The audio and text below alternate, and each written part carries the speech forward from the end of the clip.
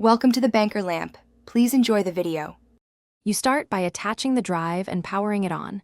Once connected, open System Preferences or System Settings and go straight to Time Machine. Choose Backup Disk now, pick an apps formatted SSD for faster snapshots or HFS Plus for compatibility, and enable encryption if you want secure backups. Make sure to label the disk clearly.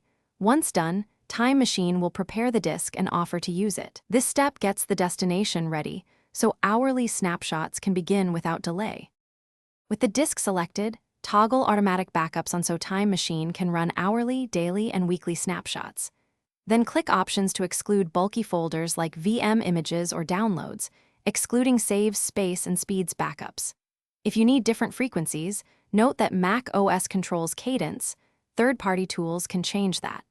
Once configured, click Backup Now to start the initial full backup. Make sure to leave the Mac awake or connected to power, because the first run can take hours, depending on data size.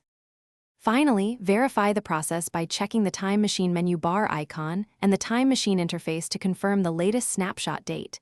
Make sure backups appear hourly after the first run. Test a small restore. Enter Time Machine, select an item, and click Restore so you know recovery works. If backups fail, reformat the drive to apps, swap cables or ports, and inspect console logs for errors. If Time Machine still misbehaves, remove and re-add the disk in Time Machine settings and start a fresh backup.